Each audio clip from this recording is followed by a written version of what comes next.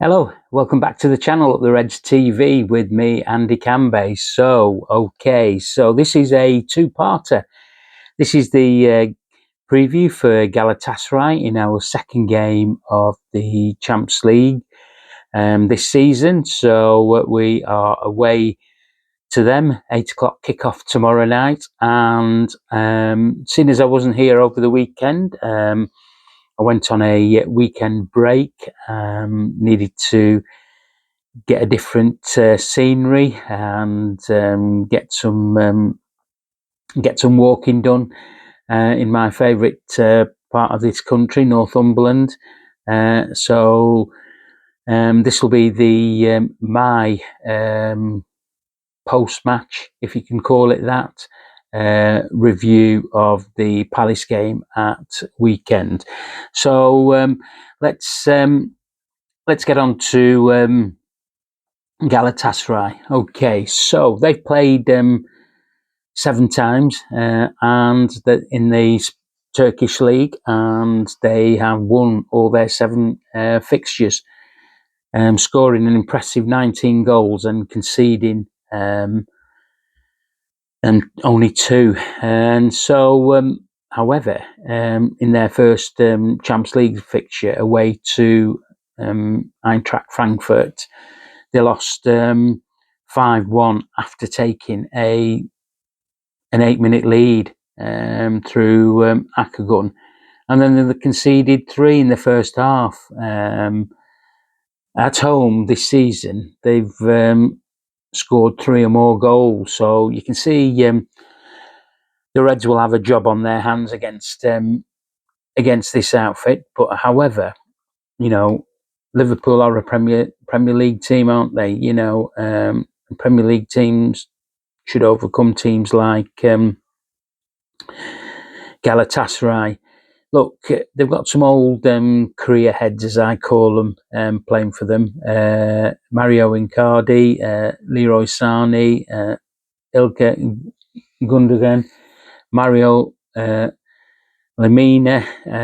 So playing in the Turkish league in your twilight years is a bit easy, I think. So yeah, so they've got some, and they've also got some decent young Turkish players as well. So Galatasaray, look, in Europe they've lost the last. They've lost 3 out of the last 19 home games in Europe. Okay, so it's not a bad record, but they haven't won any in the last 7 matches in European competition. That's 4 draws and 3 defeats. So, you know, maybe in Europe they're not as good as they make out to be in recent form. Look, the last game was a 0-1 win against Alanyaspor. They played a Palace formation, 3-4-2-1. And they only came away with a 1-0 win. However, at home, they play like Liverpool set up, 4-2-3-1, and it's very effective for them at home. Like I say, they've scored 19 goals in their 7 games that they've played in the league. So I'm expecting a tough game, if I'm honest with you. But Liverpool, look, they've sent a 21 man travelling squad this afternoon over to there. Let's just take a look at who's actually playing. In that squad. Ali Van Dijk, Kanate, Endo, Gomez, Robbo, Kirkes Bradley, Frimpong, Gravenberch, Sloboslai, McAllister, Jones, Gapco, Etitike, Isak, Vert, Salah, Mohamedashvili, Woodman, and Ungamoa. Look, on paper, that's a very good squad. Okay, there's no Chiesa in there, although I heard he did train today with the lads before the lads set off. Maybe there was talk after Leone's injury that he would be named into the squad. So I don't know if that's a true or not, or is a technical error, or he's been missed out, something, but we'll just have to wait and see. Onslaught, it's 7 o'clock now. I said I'd put this video out now. But it's just been one of those days. It's 2 minutes to 7. Onslaught will be doing his press conference. I don't know who the player is going to be, so I'm coming in blind on here. I'm sure he'll be asked the question, why has Chiesa not been added to the squad, or why has he not travelled when it was mentioned at weekend, or certainly after the Southampton game and the Crystal Palace press conference, pre-press conference, that he would be in the squad. Look, on paper, that's a good team. As I said, it'll be a tough test for Onslaught's charges, especially after this weekend's Premier League result. There needs to be a bounce back with a comprehensive performance and a result. Look, hopefully the Reds can do that at a raucous Rams Park. Just talking about that, the travel arrangements for the away fans. I think they have to be in the ground 6 hours before kickoff or something, and they can't bring in power packs. How do you get in with your digital ticket? You can't bring in earbuds or anything like that. Anything that is missile projected, the Turkish authorities are stopping that from coming in. But look, you'll see the flares going from the Turkish, and I mean, this is 2025. It's draconian measures that the club have put in, I suppose, with police guidance over in Turkey. There's going to be no trouble over there. The trouble, if there's any trouble, it's certainly not going to come from the Liverpool fans. There's lots of fans who have complained to the club about the way that they've been treated before the game. No bevies allowed. I don't know about food or whatever. The coaches, they haven't got. I think is it nearly 2 hours before you get to the ground. Coaches that are going to be provided won't have toilets in them. I mean, it sounds horrendous, doesn't it? But it's 2025. Why are we dealing with things like that? This is just me getting on my high horse about this. I hope the club, there's no trouble, and the club do make a strong statement to UEFA saying what's going on here is, after what's happened to fans at PSG's ground in the final. This was UEFA doing a report on how things could be done better and whatever, but they don't give a toss, do they, UEFA? They absolutely do not give a toss about any supporters from anywhere. It's all about making the money, the games being on TV, and a massive worldwide audience coming to them. So yeah, that's just a bit of me getting on my high horse about that. I hope all fans that are out there are going to be fine. And the Reds come back with a decent result. A draw's not going to be a bad result, but if you take another 3 points, that'll be absolutely brilliant for that. My team, who would I go for? Ali in goals, obviously. I'd have Szoboszlai playing right back, and I'll speak about him in the Crystal Palace game. It's obvious he's the best right back at the club this season. I know he's a midfielder, but I've managed teams where I played players out of position because they've done something in a game that impressed me, impressed my coaches, and you just do it. You go with the flow because you can trust that player. So Szoboszlai, because the way Galatasaray play, we need a bit of a calm head. I would play Joey Gomez with Virgil van Dijk in this game. Again, I've got reasons why I've not chosen Konate, and I will mention him in the post-match of Palace. And then left back, give it to Kirkes. He might play Robbo, with the experience, and then bring Kirkes back on. But I would play Milos Kirkes. Midfield, Gravenberg, Jones, and Maka. Up front, I'd go Cody on the left-hand side to start with, Ekitike and Mo Salah. That would be my lineup, and we've got enough armour on the bench to bring on with the likes of Frimpong, Wirtz.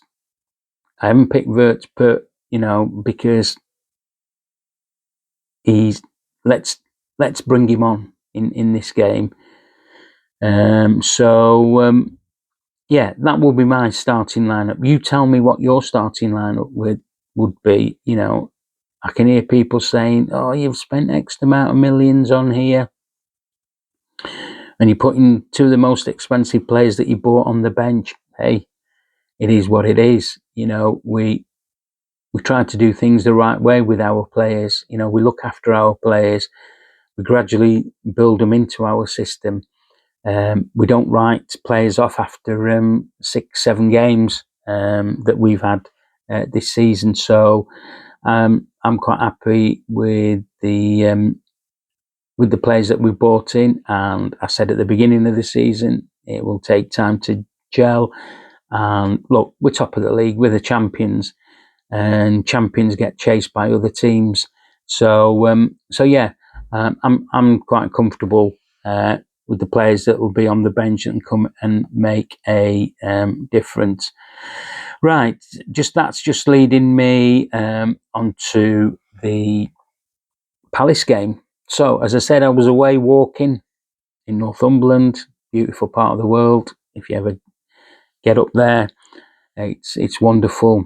So, purposely sent the team sheet out as soon as it pinged on my phone, and then the phone was switched off as the game was being played. So, well, I looked at the result around 6ish, and I thought, oh, we've lost 2-1. I thought, oh, that'd have been a close game. And again, never looked on the socials or anything. I thought, I'll get back here today and I'll watch the game in full.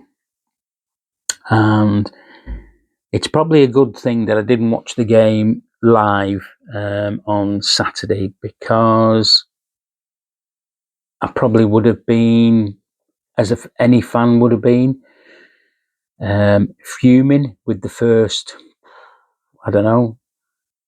50, 60 minutes of that performance, especially the first half, that's for sure. And yeah, like I said, I probably would have been fuming, but you have to take everything into context, really, of the game. I hate hearing the terminology, oh, he's got some credit in the bank. I'm talking about Arne Slot here. I just think the setup was poor in that first. I can't think of anybody who plays a setup like that against Pally. It was attack after attack, wasn't it? I think the setup was 4-2-2-1-1 or 4-2-2-2. There was no width at all, no protection at all for the back four. And honestly, Palace, if it wasn't for Alisson, it could have been 3 or 4-0 at half time. I thought he was superb. But you've got to just look at the players and the manager in this game. They had a week to get prepared for this game. Yeah, some of them went off to the crappy Ballon d'Or night or whatever night that was during the week. But those players had a full week's rest. And when I watched that first 45 minutes, I just couldn't believe it. I just could not believe how we set up in that game against Palace. I would have thought that Armstrong would have learnt a lot from the Palace games, the previous games, that he has sent his team out to Palace. And yeah, it was just weird. We were trying to play everything through the middle. I can see what he was trying to do. He was trying to get Wirtz to be the influential one, but we weren't really getting a tune. We weren't really getting a tune out of any player in that first 45 minutes. Look, Canate had a header. He should have hit it on target. Not that he's, it's inexcusable for him not to have hit that ball on the target. There were other half chances, but really it was a bit of a nightmare watching that performance, because I'm thinking, this is really, really poor. Second half, first 10 minutes, practically the same. But the good thing was that, Connor, I think he's struggling a bit. And it was right to make that call to put Dom Slobosly right back. It's people will probably be saying, oh, well, we haven't got a Trent outball player. And by that I mean, crossfield ball, 50 yards. But do you know what? We couldn't have done that in the first half anyway, because of the system that we were playing. So yeah, Dom Slobosly comes on, Curtis Jones comes on, make a difference. It took them 10-15 minutes to get into that half to start making a difference. And then we started to create, because Cody Gakpo comes on, doesn't he? For the width.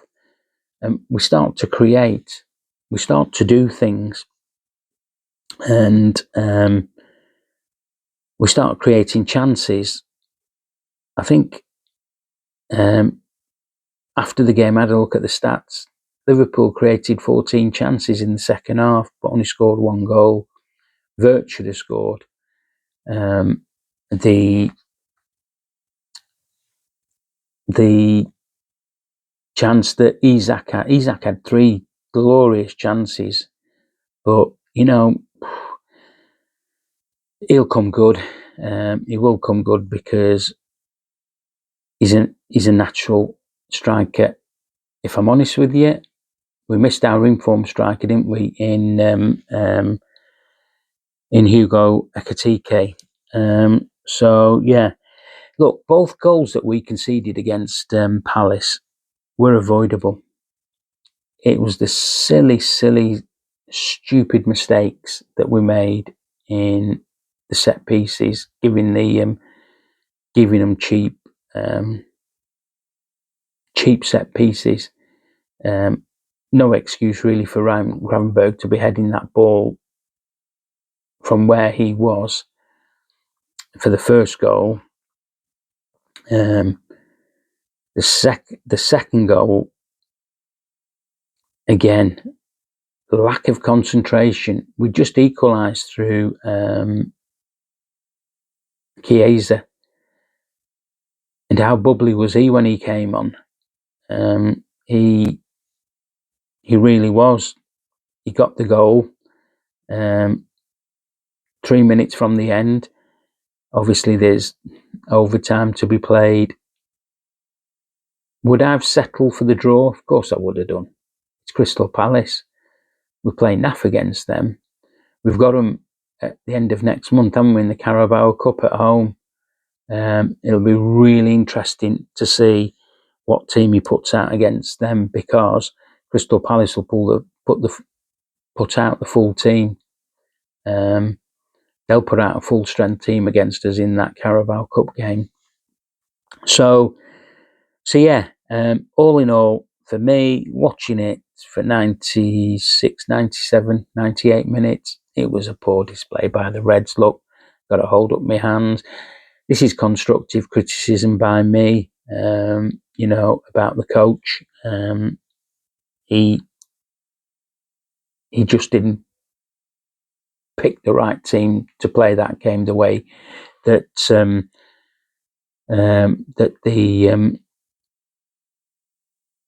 that he wanted the players to be, because every credit to Crystal Palace, they outdid us again, didn't they? Man for man. So, Alisson obviously would have been my man of the match because of his heroics. Like I said, by half time it could have been 3 or 4 to Palace, and it could have been the embarrassment of Aston Villa away. Was that in the COVID game? I think it might have been, was it? 7-2, 7-1 or something like that. But yeah, it was a really bad one to watch, and it's gone now because of our previous 5 games. We got 15 points, and we've lost 1. So we're still top of the table with the champions, and champions are there to be knocked to be knocked down. So yeah, look, the players will have known that they didn't play well. It was just what it was. Thought Konate was awful, if I'm honest with you. He really, really, really was in that first half. He could not handle Mateta. Couldn't handle the runners. His passing was all over the place. Virgil, he didn't have a decent game. He was, it's funny, because I was at the Southampton game, and none of those players were at the game or on the bench or anything. I think they might have been at the Ballon d'Or, come to think about it. And with hindsight, you hear me talk about muscle memory. Muscle memory is really important. And 11 changes were made in that Southampton game. And yeah, it was only Southampton, but we managed to win that game. Kirkez, again, bit indifferent from him. Could do with him getting a good 90-minute game under his belt. Hopefully that will be against Chelsea next weekend. Midfield, Ryan Gravenberg just was being smothered, couldn't get into it. Dom Slobosly trying to put a good shift in. I thought Maka was out of all sorts, if I'm honest with you. He was the worst culprit in midfield, giving the ball away. I saw his reaction when he came off, slapping his hands. Now, look, is he out of form? I don't think he's out of... Well, is he out of form? Yes, he's out of form. I'm going to tell you how it is. Yeah, he is. We need to get the best out of Maka, and we need last season's Maka to come to the table. Up front, Isak, he was trying to do things in the second half. I'm surprised he got 80-odd minutes with what Arne had said in the press conference. We'd be stupid to give him 90 minutes. Well, we were nearly stupid of giving him that 90 minutes, weren't we? Mo Salah, poor again. Look, you can throw all the accolades at your talisman at the club, like Mo Salah, but he's not been turning up for these games. He really hasn't. He needs to give Liverpool Football Club a big game. He's just had his contract renewed. People will pick on his 350, 400 grand a week, the age that he is on, and he's not. he's not. He's not doing it for Liverpool, and with this set of players, because obviously the players that he's played with in the past have been great for him. Your Manes, your Firminos, Fabinos, Jordan Henderson. But he's not turned up this season. Am I a bit concerned? I'm always a bit concerned, but he needs to show me tomorrow evening and away against Chelsea to give us a big performance, because we've not seen one, and it's important that he does that. And before he goes off to the AFCON, because believe it or not, that'll soon come round. Well, the AFCON, it will soon be around. So yeah. Cody came on, didn't affect it. Jones header for the second, heading the ball backwards. Frimpong coming out rather than reacting to the ball. But look, probably with hindsight, in probability of winning the game, they probably deserve to beat us. We can take that on the chin. Look, I think this team is good enough to go on a long run, like they did after the Notts Forest game. So yeah. Let's see what happens at Chelsea at the weekend. But we have a game tomorrow night, and hopefully we can find the muscle memory and the rhythm into getting a victory done and coming out of there, and then prepare for the Chelsea game. Okay, you give me your thoughts on what I've just said. It's nearly a 30-minute video, this. What I would like to ask you is like the video,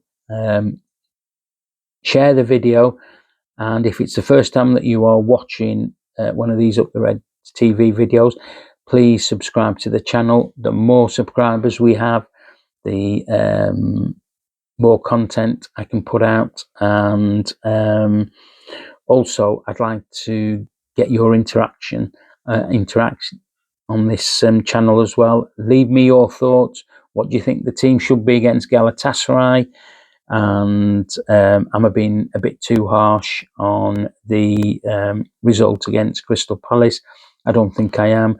I'm always honest in my opinions. We deserve to lose, and that's what happened after a very, very poor 60 minutes of football that I witnessed today. So yeah.